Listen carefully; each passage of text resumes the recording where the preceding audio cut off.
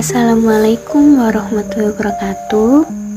Perkenalkan, nama saya Minati Fitri Lestari dengan nomor NIM 3321008 dari program studi tasawuf dan psikoterapi.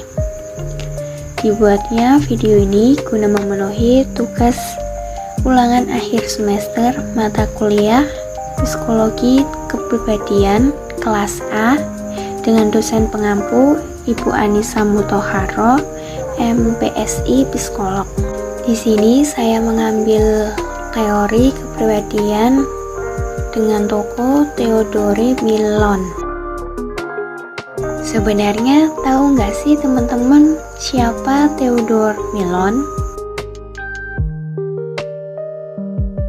Theodore Millon merupakan psikolog asal Amerika yang karyanya telah memainkan peran yang sangat penting dalam perkembangan konsep psikologi gangguan kepribadian. Millon lahir pada tanggal 18 Agustus 1928 di Manhattan, distrik paling penting di kota New York. Setelah mempelajari psikologi, filsafat, serta fisika di berbagai University of Connecticut pada tahun 1950, beliau meninggal pada tanggal 29 Januari 2014 saat tidur karena gagal jantung. Selama hidupnya, Millon menerbitkan lebih dari 30 buku miliknya sendiri. Beliau menjadi editor pendiri Journal of Personality Disorder. Dia adalah profesor emeritus di Harvard Medical School dan University of Miami. Selanjutnya ada teori Theodore Millon, yang dimana intinya bagaimana seorang individu tampil serta menimbulkan sebuah kesan bagi individu lain. Teori Millon dinamai dengan teori biososial, di mana biososial sendiri adalah suatu pendekatan psikologi yang berusaha memahami perilaku sosial dengan cara mengkaitkan dengan gejala-gejala biologis. Menurut pendekatan biososial, ada 3 polarisasi yang mendasari terjadinya perilaku. Yang pertama, mengejar sesuatu yang menyenangkan dan menghindari sesuatu yang menyakitkan. Kedua, pasif atau bersifat akomodasi dan aktif atau memodifikasi lingkungan. Yang terakhir, berorientasi pada diri atau self dan berorientasi pada lingkungan atau the order. Millon menyatakan bahwa masing-masing kepribadian memiliki peluang yang berbeda untuk mengalami suatu gangguan tertentu sesuai cara untuk mengatasi ancaman ataupun mempersepsikan ancaman. Dari polarisasi yang sudah dijelaskan, Millon membagi jenis atau tipe kepribadian menjadi 8 bagian. Dari 8 tipe kepribadian, yakni ada independen aktif, di mana individu dengan kepribadian antisosial menolak kesakitan. Motif-motifnya lebih terarah untuk mengalahkan orang lain, cenderung bersifat skeptif, menunjukkan keinginan otonomi dan tingginya keinginan untuk balas dendam atas pengalaman masa lalunya yang diperlakukan tidak adil. Dalam tindakannya tidak bertanggung jawab. Selanjutnya ada independen pasif, di mana individu dengan kepribadian narsistik menunjukkan kepercayaan terhadap diri sendiri yang tinggi, berusaha untuk mengejar kesenangan dan menghindari kesakitan dengan mengarahkan pada diri sendiri. Memiliki self-image sebagai individu superior dan mengarahkan reward dan kepuasan sangat tinggi terhadap diri sendiri.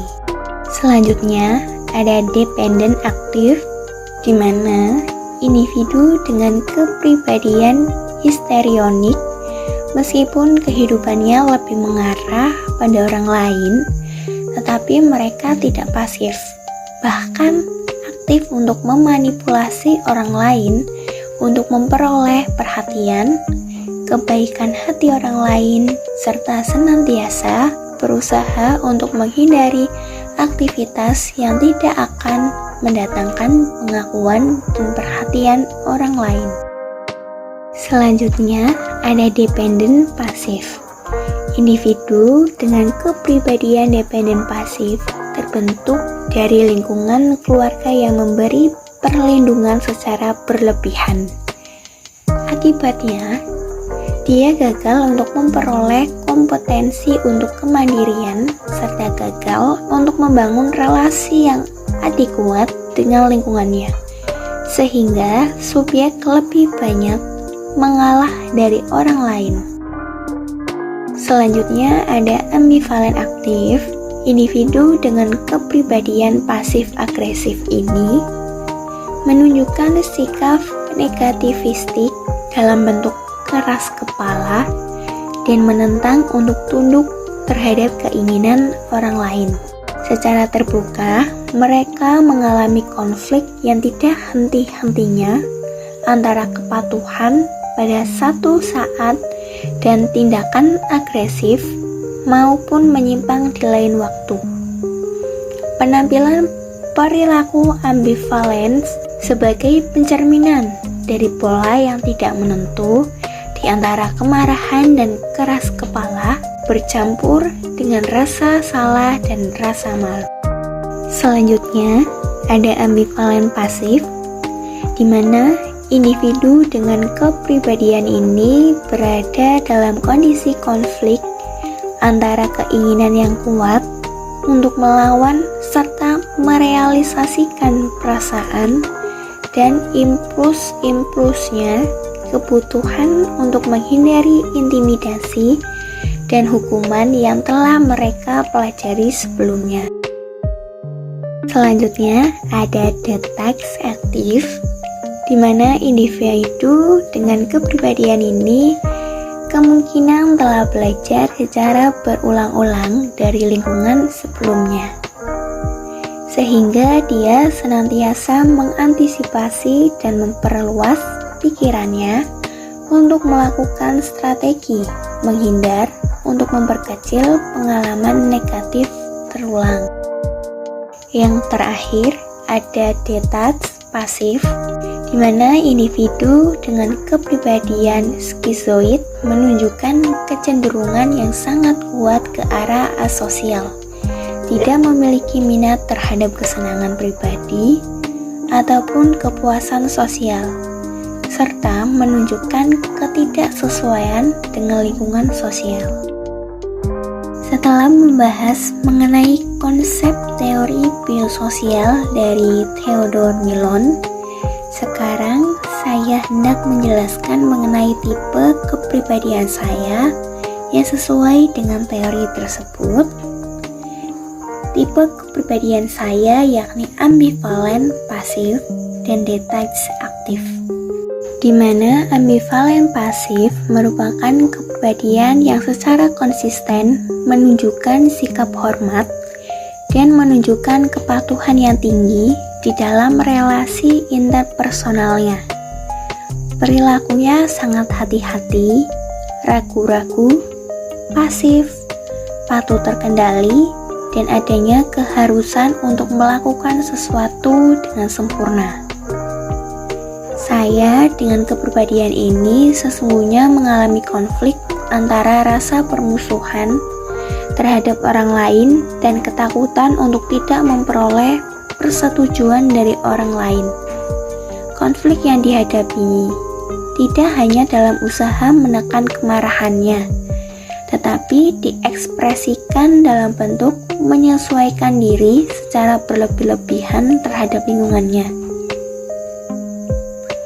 Saya dengan kepribadian ini berada dalam kondisi konflik antara keinginan yang kuat untuk melawan serta merealisasikan perasaan dan impuls-impulsnya, kebutuhan untuk menghindari intimidasi dan hukuman yang telah saya pelajari sebelumnya.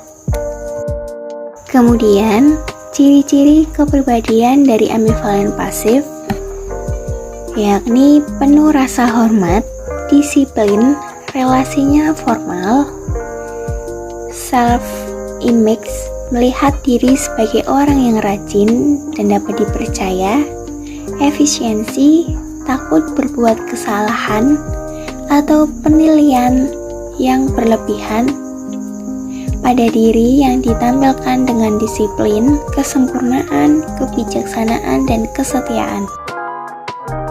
Selanjutnya ada tipe kepribadian kedua saya, yakni detektif aktif, di mana kepribadian ini kemungkinan bersifat neurologis dan psikokimiawi yang memaksimalkan kesedihan dan meminimalkan kesenangan. Biasanya hal ini berkaitan dengan sistem limbik. Kemudian sebagai akibat dari penolakan, sehingga subjek menunjukkan kepekaan yang sangat tinggi terhadap kecemasan dan kesakitan secara psikis. Saya dengan kepribadian ini kemungkinan telah belajar secara berulang-ulang dari lingkungan sebelumnya, sehingga saya senantiasa mengantisipasi dan memperluas pikiran saya untuk melakukan strategi menghindar agar memperkecil pengalaman negatif agar tidak terulang. Kemudian, ciri-ciri kepribadian dari detektif aktif yang pertama, memandang lingkungan dengan penuh kehati-hatian karena lingkungan dipandang secara potensial akan mendatangkan ancaman, terutama karena adanya kekhawatiran dirinya akan dicemoohkan. Kedua, sangat terpaku terhadap kesulitan-kesulitan yang dialaminya, pikirannya mudah kacau. Ketiga, tidak percaya pada orang lain, tetapi mengharapkan penerimaan lingkungan. Setelah banyaknya penjelasan yang telah dipaparkan sebelumnya, yang terakhir ada kesimpulan, di mana personality atau kepribadian berasal dari kata persona. Kata persona merujuk pada topeng yang biasa digunakan pada pemain sandiwara di zaman Romawi. Secara umum, kepribadian menunjuk pada bagaimana individu tampil dan menimbulkan kesan bagi individu-individu lainnya. Secara singkat, ambivalen adalah suatu keadaan di mana seseorang merasakan keraguan di dalam hatinya. Maksudnya, orang tersebut memiliki dua pilihan atau perasaan saat ia melakukan atau mengatakan sesuatu di mana dua pilihan atau perasaan itu masing-masing bertolak belakang. Detektif dalam teori Horney adalah kepribadian yang dicirikan selalu ingin bebas, mandiri, mengandalkan diri sendiri, dan ingin bebas dari berbagai kewajiban. Sama halnya seperti tipe kepribadian ambivalen yang terbagi dua, tipe kepribadian detektif pun terbagi dua, yakni aktif dan pasif.